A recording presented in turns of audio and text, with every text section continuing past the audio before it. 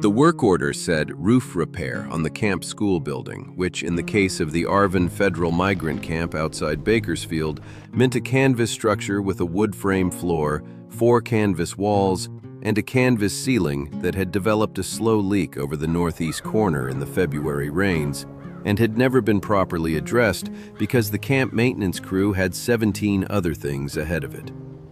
I had been assigned to it on a Saturday in June, which was my free day, which was how the CCC handled extra work. They asked you to volunteer, and then they assigned you. This was not a complaint. I had spent enough time in Oklahoma understanding what it meant to have no work at all that I was not in the habit of complaining about having work.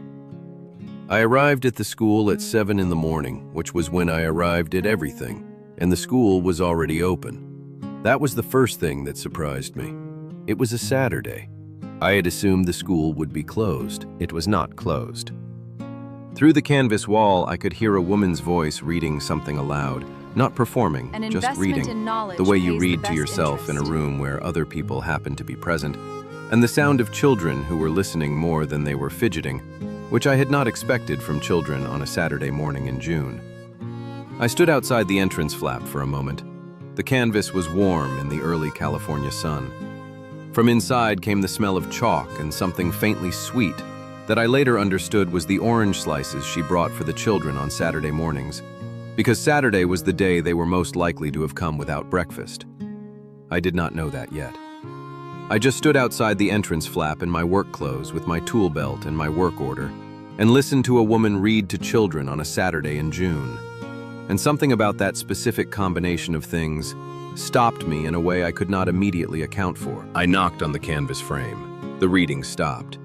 "Come in," she said. The school was one room, which was all the canvas structure had. A wood plank floor, the floor was real. The CCC had built it properly, which I made a note of. A chalkboard at the front with its lower left corner missing, the break old and unrepaired. 12 children seated on wooden benches in 4 rough rows, ages ranging from about 5 to about 12. All of them turned to look at me with the uniform assessment of children who have learned to evaluate strangers quickly. A woman standing at the front with a book in one hand and a piece of chalk in the other, looking at me with amber-brown eyes that caught the morning light coming through the canvas seam above the chalkboard. She was tall. That was the first thing I noticed. The kind of tall that a woman sometimes apologizes for, and that this one clearly did not. She had copper-red hair with a pencil through the knot at the base of her skull and chalk dust on the front of her apron, and an expression that was assessing me with the same quiet efficiency the children had used. "I'm from the maintenance crew," I said. "Work order for the roof." She looked up at the northeast corner where the canvas had the slow leak stain. "The drip," she said. "Yes, ma'am." "It's been since February," she said. It was not a complaint, just the timeline. "I know," I said. "I'm sorry it took this long." She looked at me for a moment in the way she had of looking at things, directly, without performing the look.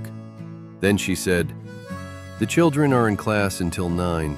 Do you need to come inside, or can you work from outside the frame?" I could work from outside. I told her so. She nodded and turned back to the class, and I went around to the outside of the northeast corner and started on the canvas. The repair took until 11. It was not a complicated job. The canvas had separated at a seam, and the seam needed restitching and sealing with the waterproof compound I had brought in my kit, but it required care to do it so the patch would hold through the next winter, which meant working slowly. I could hear the school through the canvas. The woman, I did not know her name yet, was teaching arithmetic when I started and reading when I finished, and in between she had done something with geography and something with spelling, and had conducted all of it with the particular unhurried competence of a person who knows exactly what she's doing and does not need anyone's acknowledgement of it to continue. At 9, the children came out for what she called recess, which in the context of the camp meant they dispersed into the lanes between the tent rows and played whatever game they had invented that week. 2 of them, a boy about 9 and a small red-haired girl considerably younger, came around to where I was working. "Mama says you're fixing the roof," the girl said. "That's right," I said. "It drips on my head," she said, "when it rains." "It won't anymore," I said. She considered this with the seriousness of a 6-year-old receiving a significant promise. "My name is Bess," she said. "That's Tommy." She gestured at the boy, who had the look of someone determined not to seem interested and not quite managing it. "I'm Hank," I said. Bess looked at my tool belt. "Do you know how to fix the chalkboard?" she said. "Bess!" The woman had come around the corner of the building. She was looking at her daughter with the expression of a mother who is not surprised by her child's directness and has long since stopped trying to moderate it. Then she looked at me. "I'm Dora Marsh," she said. "I'm sorry about the interrogation." "It's all right," I said. "The chalkboard, is that the broken corner?" "It's been broken since I arrived," she said. "It was broken before that."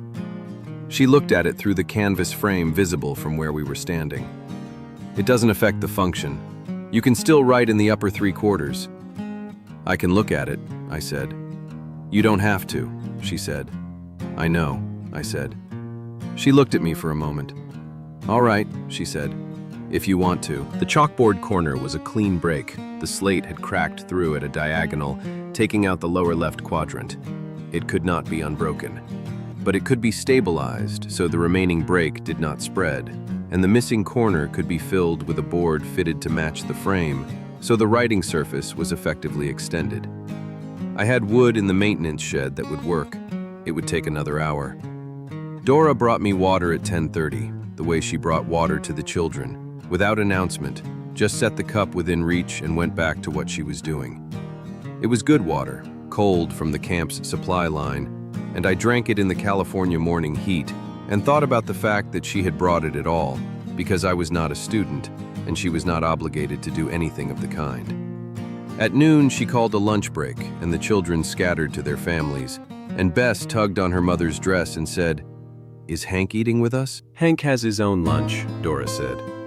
"I do," I said. I did not, as it happened. I had not brought one. But the correct answer to this question, offered by a woman who was clearly operating on very little and feeding 2 children, was that I had my own. Bess looked at me with the gap-toothed seriousness of a child processing this information. Then she looked at her mother. "We have enough cornbread," she said. Dora looked at me with the amber brown eyes, something in them that was trying not to be amused and not entirely succeeding. "We do have enough cornbread," she said. I ate lunch with Dora and Tommy and Bess at the small table outside their tent that served as their kitchen when it wasn't being used as a desk for Tommy's homework. The cornbread was made from a recipe that Dora's mother had taught her and that she had adapted to the camp's communal kitchen resources, which she described with the flat, practical honesty of someone who has made peace with her constraints. Tommy talked about a boy in the school named Pete, who was almost certainly going to end up either a lawyer or a criminal. He hadn't decided which.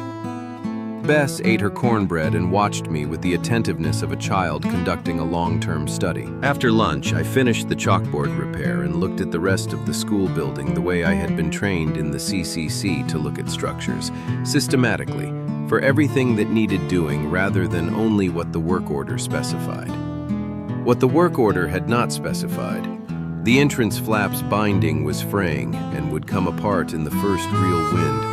2 of the floor planks had developed a slight give that would get worse with the weight of the children over time. The support frame on the west side had a joint that was working loose.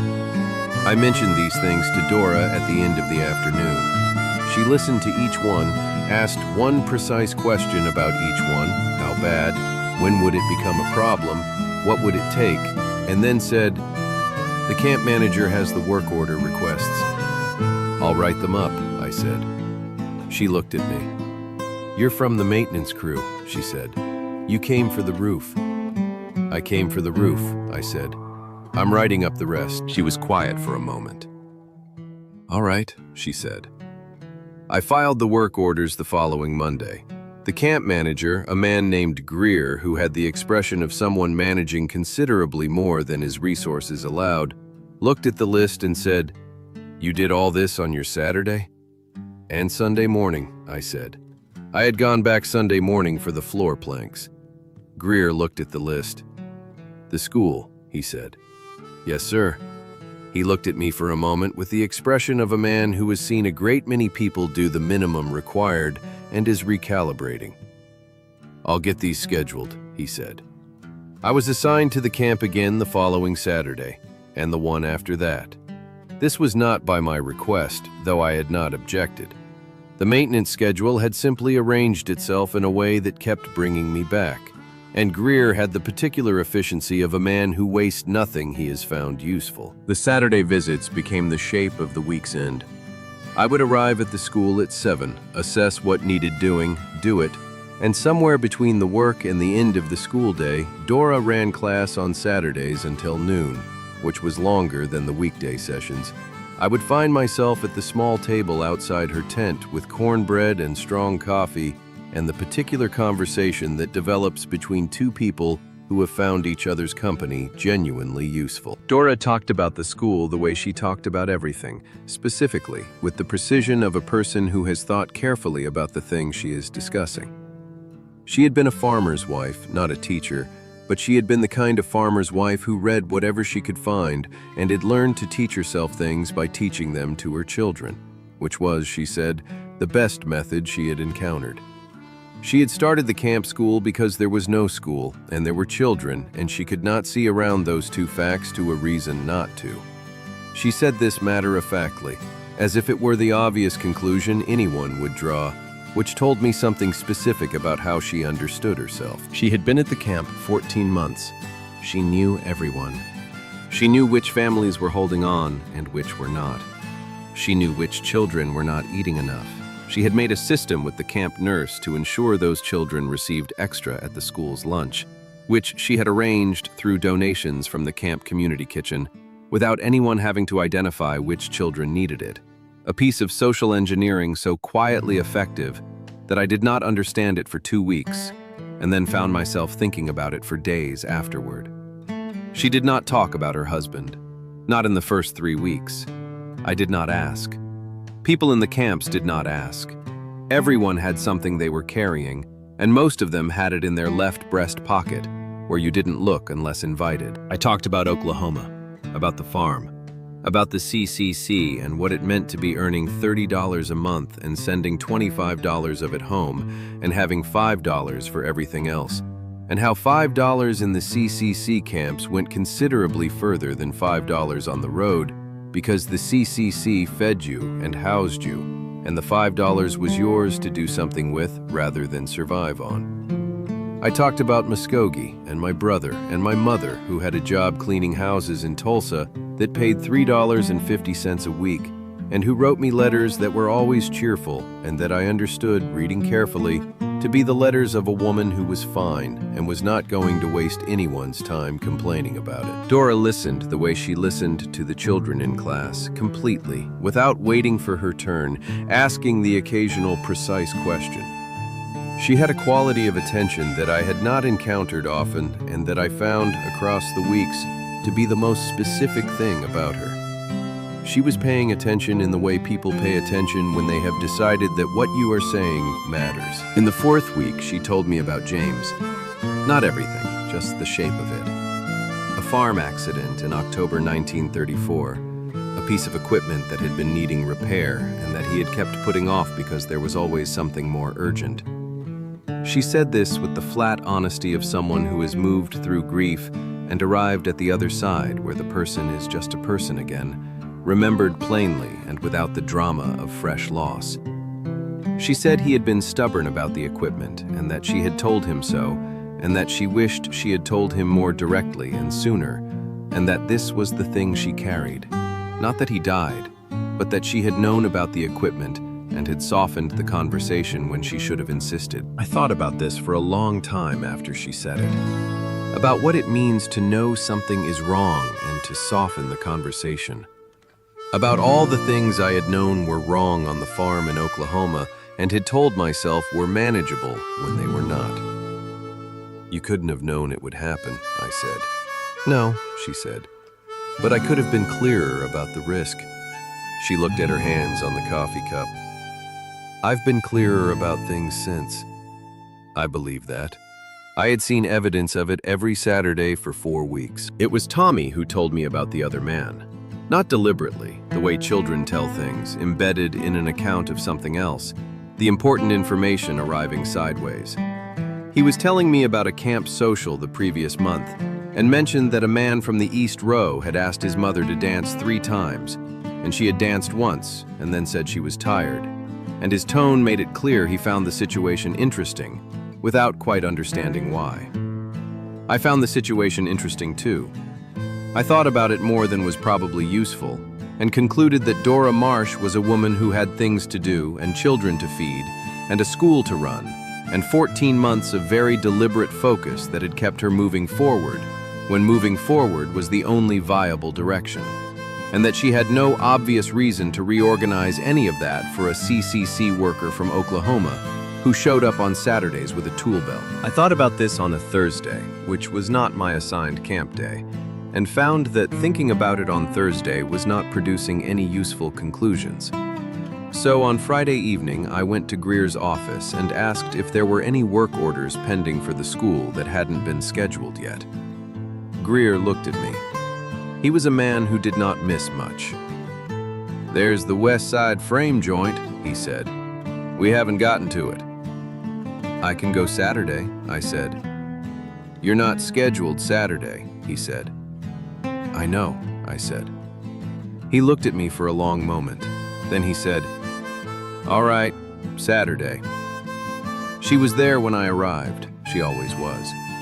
The school was open and she was at the chalkboard, the repaired chalkboard, the full surface available now, writing out an arithmetic problem for the early arrivals, a pencil tucked through her copper-red knot, and chalk dust already on the apron. She heard me at the frame and looked up. "The west side joint," I said. "I wanted to get to it." "Greer scheduled you?" she said. "I asked him to," I said. She held the chalk in her hand and looked at me with the amber-brown eyes in the morning light. The school was waking up around us, children arriving at the entrance flap, the sound of the camp outside, the California summer heat already building. She did not say anything for a moment. Then she said, "Hank." "Yes," I said. "I notice things," she said. "I've been noticing things about you for 6 weeks." I held my tool belt. "All right," I said. "I noticed the water in February," she said. "The camp water. It was bad for 3 weeks in February, contaminated from a drainage problem. I noticed that someone had gone around to the families in the East Row with clean water from the supply line at the maintenance shed. Greer didn't know about it. I had done that. I had not told anyone. The families needed it," I said. "I noticed that Tommy's reading workbook appeared on the school supply table in April," she said. "There was no note. It was the one he needed that I hadn't been able to get. I had found it at a second-hand shop in Bakersfield. It had cost 25 cents, which was money I didn't have to spare." "The supply table gets donations," I said. "Hank," she said, and there was something in the way she said it that was the opposite of the flat, practical tone she used for everything else. Something that had been living behind that tone for 6 weeks and was now simply there, in the room, between us. "I know it was you." I looked at the floor. Then I looked at her. "I'm a CCC worker from Muskogee who sends $25 home every month," I said. "I've got $5 and I sleep in a barracks and my contract runs through October. That's what I have." "I know what you have," she said. She set the chalk on the tray below the board. "You fix things before they break, and you don't mention it afterward. You remember what Tommy said about the book he needed 4 weeks after he said it, and you do something about it, and you don't tell anyone." She looked at me with the direct, amber-brown look. "I've been doing everything alone for 2 years. I've gotten very good at identifying the difference between people who are helpful and people who are present." She paused. "You're present." The school was filling up around us. Children on the benches, Saturday morning in the Arvin camp. California summer heat coming through the canvas walls. "I'd like to come back next Saturday," I said. "Not for the frame joint, for..." I stopped. Started again. "I'd like to come back." She looked at me for a moment. Then she turned to the class. "Good morning," she said to the children in the teacher's voice. "We're going to start with reading." She picked up the book from her desk. Then, without looking at me, she said, "There's cornbread at noon." I went to work on the frame joint. I could hear her reading to the children through the canvas wall. Not performing, just reading, the way she did everything. The morning light came through the seam above the chalkboard and fell across the repaired lower corner and the full surface of the board with its arithmetic problems. And outside the valley was doing what the San Joaquin Valley does in summer, which is to go bright and enormous and warm in a way that is nothing like Oklahoma, and that I had been for 5 months resisting calling beautiful, because calling it beautiful felt like a betrayal of the red dirt and the dust. I stopped resisting it that morning. It was beautiful. The valley was beautiful. The school was beautiful, not despite the canvas walls and the broken corner and the chalk dust and the borrowed books, but because of all of those things, because of what they represented. A woman who had looked at the fact that there were children and no school and had done something about it, who was still doing something about it 14 months later. The frame joint took an hour and a half. When I finished, I sat on the supply crate outside the entrance flap and listened to the school and thought about Oklahoma and my mother and my brother and the farm and the $5 a month and the CCC contract through October and what came after October. I had not thought about after October in 5 months. I had been thinking about it for 6 weeks. At noon, the children went to lunch, and Tommy came around the side of the building and said, "Are you eating with us?" in the tone of someone for whom this has become an expected arrangement. "If that's all right," I said. "Bess set 4 plates," he said. "She set them Thursday." We ate cornbread and beans in the California noon heat at the small table outside the tent, the 4 of us. Bess told me about a roadrunner she had seen near the camp fence, which she described in considerable physical detail. Tommy told me he had decided that Pete was going to be a lawyer. Dora poured coffee and sat across from me with the amber brown eyes and said very little, and what she said was ordinary, about the afternoon's lesson plan, about whether it would be hot again tomorrow, and it was all of it ordinary and none of it was. And I understood sitting there at that small table in the California summer heat that I had not had this in 3 years, since before the farm started going and the letters home started being about something other than things being all right. I had not had a table to sit at that was more than a table. In September, when my CCC contract came up for renewal, I renewed it. This was not entirely because of the school or the woman who ran it. The work was real and necessary, and the $30 a month was money my family needed. But I will not pretend those were the only reasons. A man can have more than one reason for a decision without any of them being dishonest. I filed the renewal on a Monday. That Saturday, I arrived at the school at 7 with my tool belt and a reading workbook I had found in Bakersfield, the one that came after the one Tommy had, the next level up, and set it on the supply table. Dora was at the chalkboard. She saw me come in. She saw me set the book on the table. She did not say anything for a moment. The school was filling up around us. Then she said, "The contract?" "Renewed," I said, "through April." She looked at the book on the table, then at me. "Hank," she said. "Yes," I said. "Thank you," she said, "for the book." "It's for the supply table," I said. She almost smiled. The full version of the smile she had been keeping most of for 2 years and that I had been catching the edges of for 6 weeks. "Of course it is," she said. I went to work on the entrance flap binding, which had been on my list since June, and which I had been saving, I realized, because fixing it meant there was one less thing to come back for, and I had not been ready to have one less thing to come back for. There would be other things. There were always other things.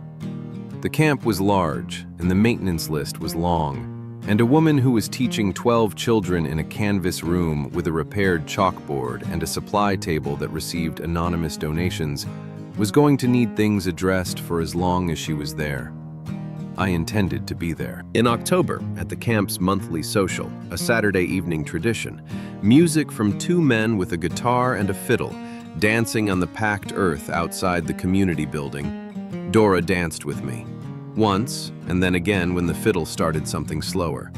She danced the way she did everything, with complete attention and without self-consciousness, which meant that I forgot for the duration of 2 songs that I was a man from Oklahoma who had been sending $25 home every month for 15 months and had $5 and a CCC barracks and no particular prospects past April. I forgot all of that. I was just a man dancing with a woman in the California evening, the San Joaquin Valley wide and warm around us, and the stars beginning to show in the darkening sky above the camp. When the music stopped, she looked up at me. The silver locket at her collarbone caught the lantern light. "Tommy thinks you're going to stay," she said. "Tommy's a perceptive kid," I said. She looked at me with the amber brown eyes in the lantern light. "He's right about Pete, too," she said. "The lawyer thing." "I expect he is," I said. The fiddle started again. She didn't move away. I didn't either. The valley kept being beautiful around us, the way it had been all summer while I was learning to stop resisting it. And the school was there at the edge of the camp with its canvas walls and its repaired chalkboard and its supply table with its books. And Bess was asleep in the tent, and Tommy was watching us from across the social grounds with the expression of a boy who has already decided how this is going to go and is simply waiting for the adults to catch up. I was catching up. I did not say anything that night that required an answer. Neither did she. Some things develop at the pace they need to develop, and this was one of them. And we were both people who understood the difference between rushing something and letting it become what it was going to become. But when the social ended and she walked back toward the tent with Bess's sleeping weight on her shoulder, and I walked beside her carrying Tommy, who had fallen asleep on a bench, and we stopped at the tent entrance in the California night, she said, "Saturday." 7 o'clock, I said. "There's always something that needs fixing," she said. "I know," I said. She went inside. I walked back to the barracks in the dark. The valley was enormous around me, and quiet in the way of a place that has a great deal of life in it and is not currently performing it. I thought about the school, and the chalkboard, and the supply table, and the cornbread, and the 4 plates that Bess had set on Thursday, 2 days before she needed to. I thought about what it meant to be present rather than helpful. I had been trying to be helpful since I was 15 years old. I was still learning what present meant, but I was learning it in the right classroom. Saturday, 7 o'clock, I would be there.